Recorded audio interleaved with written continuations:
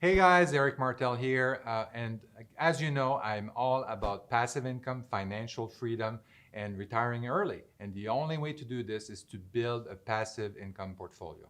And today I'm going to talk about 7 passive income ideas that are tried and true that are going to help you build that passive income portfolio for you to achieve financial freedom and retire early.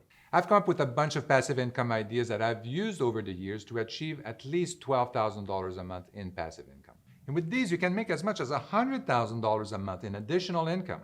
It's just about how much you want to invest in each of these strategies. But first, make sure you click the like and subscribe button, because every week I'm going to be putting out some videos to help you achieve financial freedom, retire early, and build that passive income portfolio. The first and arguably the easiest method is house hacking. House hacking is basically you renting a part of your house to someone who's looking for a place to live. So if this is something that interests you, you should ask yourself, are you willing to have someone else live in your house? To share your space and maybe some of the common areas. And second, do you have the room to allow someone to live in your house? Do you have that extra bedroom? Do you have a basement that's finished where someone can rent, or a garage that someone can live in? If you do it right, you can have enough income to pay your entire rent, or even have enough money in a saving to invest in another property. Here's another idea: peer-to-peer lending. So this is a little bit outside of the box, and we haven't talked too much about that in the past, and it's not so much in the news. Peer-to-peer lending essentially turns you into a small bank. One of these platforms is called prosper.com, and you are able to select different classes of loan with different risk rating. I recommend that you choose loans that have very low risk rating to make sure that you get your payment and you're not getting into default situation. You've worked hard for your money. You don't want to be losing it. You as a peer-to-peer lender would put, let's say, $10,000 towards a loan, and then you would be able to pick 1 or 2 loans that you would want to fund.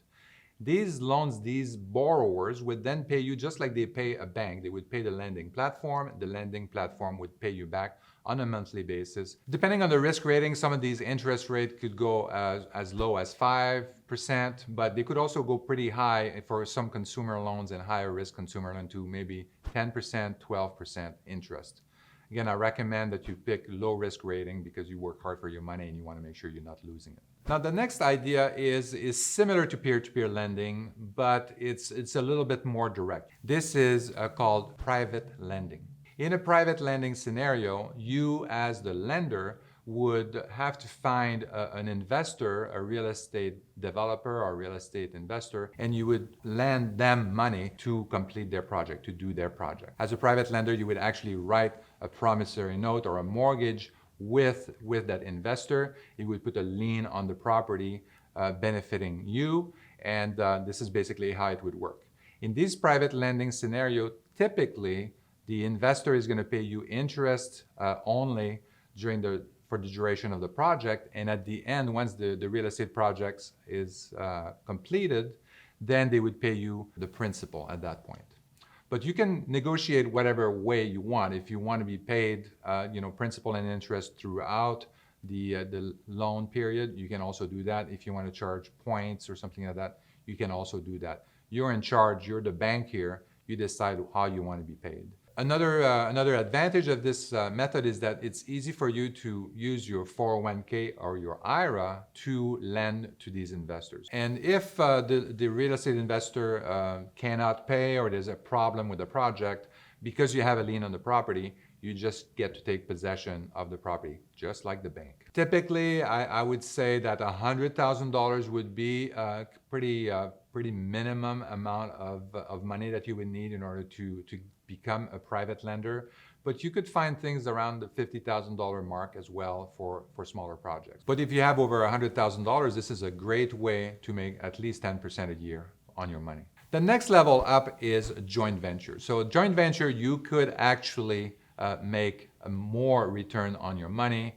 The caveat to that is that you're also going to take on more risk. How joint venture works is that you would pledge your money, your funds, on a real estate project, for example, towards a real estate investor that is experienced in that field and would deliver the project. Pledging that money, for lending that money for the project, what you get out of that is a percentage of the profit. Ideally, you would have a significant amount of profit. The project would remain a certain duration, hopefully a shorter duration, and then you would get your principal back as well as a percentage of the profit at the end of the project. Some of the joint ventures that I was involved with have produced, 30, 40, 50% annualized return.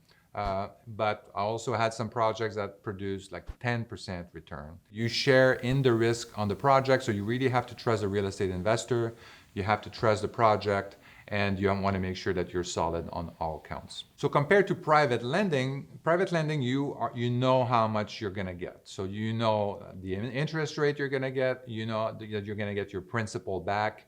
The risk is that the project is not going to get completed, it's going to get in trouble, and then you have to take possession of that property and finish the project yourself, or sell it half completed. On the joint venture side, you share in the risk. You don't get any payment until the project is completed, but you share in the profit. So if you know what the project's profit is going to be upfront, if you trust the real estate investor, you have a chance of making a lot more money on a joint venture than on the private lending side. So joint venture is passive income in the sense that you are lending the money to a real estate investor, and the real estate investor handles the project.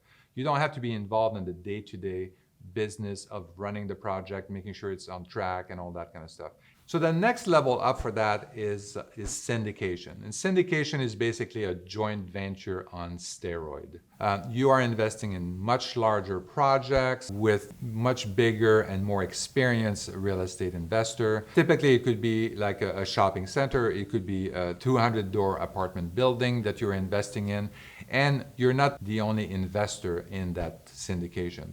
They could be 10, 20, 100 other investors along with you for that particular project. If you're looking to have this one-on-one communication between you and the real estate investor, this is not going to happen on the syndication side. On the syndication, it's much more hands-off. You put your money in the syndication, and you basically wait for the project to be completed. Some of the other characteristics of syndication is that your money is most likely going to be locked in between 3 to 5 years. These are bigger projects. They take longer to execute. The returns you can expect could be between 10 and maybe 20% return on your investment annually. One of the other differences is that if you have a lot of money to invest, you might prefer to deal with one syndication over dealing with many joint ventures. So if you have like $1 million or $2 million, you can invest it in one syndication project. You don't have to worry about it. But if you want to do that in the joint ventures, you have to find maybe 10, 20 of these joint venture projects, and they're a little bit harder to find than syndication. The real estate developer or the sponsor of the project on the joint venture would typically have a little bit less experience than someone that's running a syndication. They would have had bigger projects. They would have a bigger track record for them to start like a 200-unit apartment building or a shopping center compared to someone that's renovating a single-family home in somewhere. Something that is pretty interesting and that hasn't been around that long is real estate crowdfunding. And by crowdfunding, I mean platforms like Fundrise, where you can invest as little as $5,000 on a real estate project that is run by a professional real estate developer. Typical ROIs for these projects could run between 8 and as high as 20%. I'm talking annualized rate of return.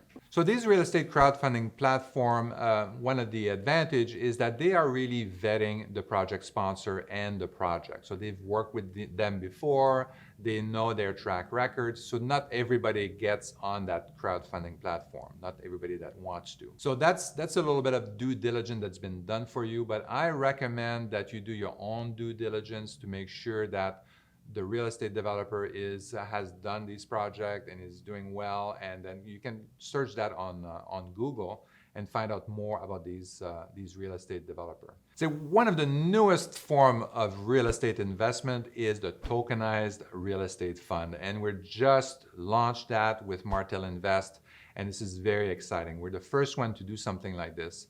where with as little as $50 in a few minutes, you can buy a share of that real estate portfolio. It's a single family rental portfolio that is already cash flowing and cash flowing the moment you buy that token. A tokenized real estate fund is leveraging blockchain technology, digital wallet, and all these new technologies that we've been hearing about, and packaging them in such a way that you are basically getting a share of a company or a portfolio of real estate.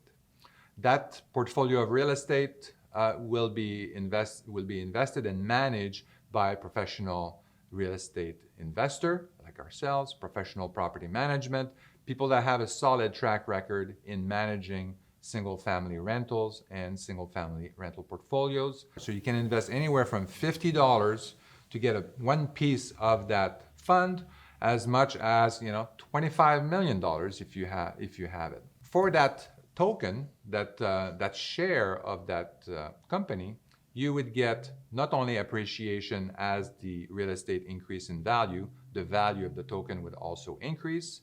You also have a cash flow coming from that fund that would be also deposited in your digital wallet.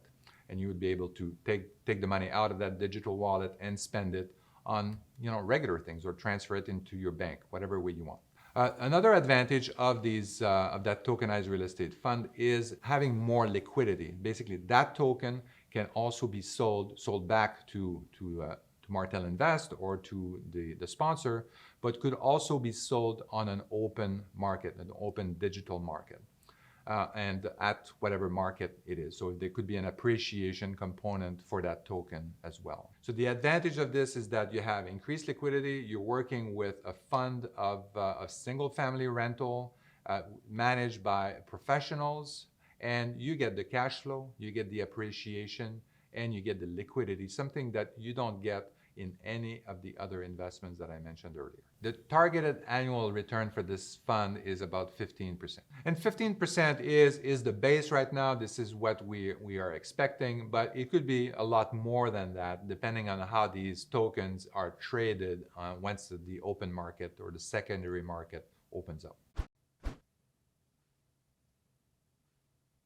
House hacking. You can do house hacking for no money at all. If you have a room in your house, it's all ready to go ahead and do it. Peer-to-peer lending. You can get in for as little as $10,000, but you can literally go unlimited, invest as much as you want in these platforms. Private lending. You're gonna need at least $100,000 for some of these projects, but as high as $1 million for bigger projects, and depending on which area the project is located.